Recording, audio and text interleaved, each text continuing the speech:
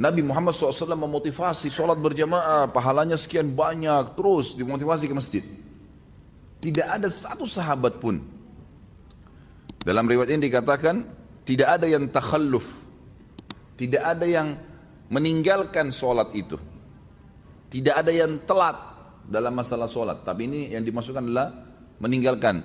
Kecuali yang di dalam hatinya ada kemunafikan. Sampai kata mereka, salah seorang di antara kami karena taunya tentang janji Allah di masjid berjamaah, sampai seseorang di antara kami disokong oleh temannya, ditopang. Karena nggak bisa jalan, maka dua orang teman menopangnya untuk hadir di shaf sholat berjamaah. Coba kira-kira seperti apa itu? Ya. Apa yang memotivasi mereka? Tidak ada kecuali satu. Masalahnya yakin benar dengan janji Allah nih. Gak ada yang ragu. Ada fakir miskin, kita lihat nanti subhanallah. Dari Abu Bakar, Umar, Uthman, Ali yang sudah kita bahas. Nanti Talha. Kita akan nyusun insya Allah bulan depan ada Zubair bin Awam, ada Abdurrahman bin Auf, ada Sa'ad bin Abi Waqqas. Banyak sahabat-sahabat Nabi, terutama 10 awal dia masuk surga. Kehidupan mereka teman-teman sekalian penuh dengan keyakinan seperti ini. Tidak pernah mereka itu kalau yang punya kemampuan berinfak 1 dirham, 2 dirham. Berinfaknya ini sesuatu yang kayaknya nggak mungkin kita lakukan, sulit itu. Kecuali yang Allah berikan hidayah. 15 miliar kalau nilai sekarang, 20 miliar. Dan harta-harta ini yang mereka infakkan, apa yang ada di rumah mereka pada saat itu ya. Bukan berarti harta ini yang diinfakkan berarti ada harta yang lain. Pada saat mereka menemukan keuntungan, ada uang, mereka gelisah. Kalau sudah mengeluarkan kebutuhan dasar rumahnya, masih ada yang tersimpan. Coba bandingkan dengan kita yang sibuk terus menabung. Ini berapa lagi nih? Dari 1 juta, kapan jadi 10 juta? 10 juta kapan jadi 100 juta? 100 juta kapan jadi 1 miliar? Tidak ada infak yang dikeluarkan, tidak ada sedekahnya. Bahkan pelit terhadap dirinya sendiri. Apalagi kalau mau membantu saudara-saudaranya yang lain. Apa yang mendorong mereka? Karena sangat yakin dengan janji Allah subhanahu wa ta'ala. Mereka luar biasa gitu. Masalah sholat, masalah jihad. Tidak pernah Nabi SAW mengatakan jihad, itu ada sahabat yang nunggu di rumahnya, kecuali munafik. Mereka sudah langsung, bahkan ada di antara mereka yang dengar kalimat jihad dari kebun kurmahnya, langsung.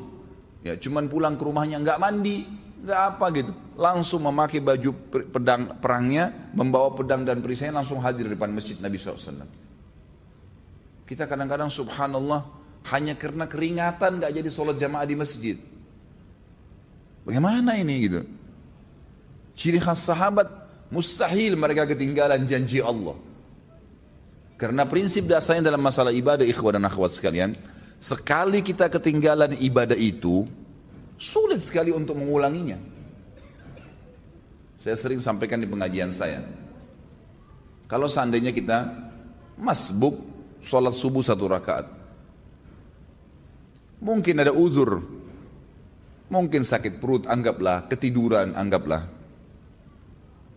Tapi uzur ini hanya akan melepaskan kita dari hukuman Allah subhanahu wa ta'ala, kalaupun di perbuatan itu ada hukuman. Tapi ingat, kehilangan pahala nggak bisa diperbaikin. Beda antara orang yang ketiduran masbuk 1 rakaat dengan orang yang dasarnya memang bangun dan tiap hari dia paksakan dirinya untuk mendapatkan dari rakaat pertama. Beda pahalanya, walaupun sama-sama hadir subuh. Dan yang masbuk 1 rakaat sampai hari kiamat, dia tidak akan pernah bisa memperbaiki kekurangan 1 rakaatnya itu. Coba kalau kita masbuk misalnya, pas datang imamnya sudah rakaat kedua, masih bisakah kita bilang imam maaf kembali ke rakaat pertama untuk kita ikut dari awal takbiratul ihram? Gak bisa. Berarti orang yang ikut dari awal sama imam, dari Allahu Akbar sudah dicatat pahala oleh malaikat, dari iftitah sudah ada pahalanya, dari Al-Fatihah sudah ada pahalanya, dari surah yang dibaca ada pahalanya, ruku ada pahalanya, gerakan dan bacaannya, itidalnya, kemudian terus 1 rakaat sujudnya. Bukankah kata Nabi SAW, ya, tidak ada seorang pun yang sujud 1 kali untuk Allah kecuali Allah akan tinggikan derajatnya. Waktu seorang sahabat berkata, ya Rasulullah, saya ingin bersama dengan anda di surga. Kata Nabi SAW, ada yang lain kau minta? Dia bilang tidak ada ya Rasulullah, itu saja, saya ingin bersama anda di surga, pandu saya untuk itu. Kata Nabi SAW, bantu saya agar kamu bisa bersama saya di surga dengan memperbanyak sujud. Sekali kita kehilangan sujud, tidak bisa diperbaiki. Nanti kita sujud memang. Ya, tetapi kata para ulama, orang yang masbuk, yang dia dapat berjamaah, dapat pahala jamaah, gitu kan? Yang dia masbuk yang tersisa, itu akan mendapatkan pahala yang bukan berjamaah lagi. Artinya berkurang kan gitu. Dosakah dia? Tidak dosa. Nggak ada hukuman di depan Allah SWT karena dia ada uzur ya. Tetapi perlu jeli teman-teman sekalian memahami bahwasanya tidak bisa terulang peluang ibadah itu. Saya pernah menemukan seorang ibu dengan anaknya miskin, luar biasa pakainya saya lihat gitu. Saya habis ta'lim di kampung Melayu. Kemudian saya keluar, dia beri isyarat, minta uang gitu. Saya memang sudah niat mau membantu. Saya bilang sebentar bu ya, karena saya lihat ibu itu duduk di bawah pohon gitu. Saya memang sudah niat mau memberikan apa yang saya dapatkan dari ceramah diberikan oleh majelis taklimnya. Kemudian saya sholat dulu bu, buru-buru karena saya takut iqamah, waktu itu sudah azan. Saya pun pergi ke sana, kemudian saya sholat berjamaah. Saya lupa nih kalau ada yang minta tadi, habis sholat duhur, saya selesaikan juga sholat nafilahnya di situ ba'diyah duhur, baru saya pulang, baru saya kembali. Mobil saya parkir kebetulan di dekat majelis taklim dan dekat pohon yang ada ibu minta-minta tadi. Subhanallah tuh saya kembali, tiba-tiba saya lihat pohon tersebut, saya teringat, wah ada tadi ibu yang minta nih. Mana dia? Saya cari nggak ada. Cari keliling nggak ada, sampai saya naik mobil saya 3 kali ikhwah. Sekarang putar balik di situ, nyari ibu itu mana? Sudah nggak ada, sudah pergi. Pada saat itu subhanallah Allah masukkan dalam hati saya penyesalan yang luar biasa. Khalid berapa menit tadi itu, berapa detik kamu korek kantong kamu untuk kasih ke fakir miskin ini.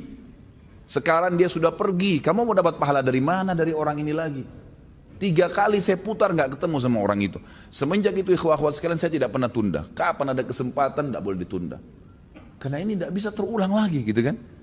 Nabi kita Muhammad SAW dalam hadis Bukhari selesai sholat asar tiba-tiba berdiri dengan sangat cepat lalu melewatin para sahabat ke rumah beliau. Sahabat semua heran. Kata para sahabat yang meriwayatkan hadis ini, kami heran melihat cepatnya gerakan Nabi SAW. Gak lama kemudian sahabat masih berzikir, Nabi SAW kembali lagi dengan tenang lalu duduk kembali menyambung zikirnya. Para sahabat bertanya, ya Rasulullah, mudah-mudahan ada kebaikan, kenapa tadi anda melakukan gerakan begitu cepat? Apa kata Nabi SAW? Perhatikan. Kata Nabi SAW, tadi sebelum sholat asar, saya sudah mengumpulkan sesuatu yang ingin saya keluarkan, yang ingin saya bagikan, saya infakkan, saya sedekahkan. Namun, saya tadi tersibukkan, tidak sempat saya keluarkan sebelum sholat. Maka saya ke rumah saya, kemudian saya membagikannya seperti yang saya inginkan, lalu saya kembali berzikir.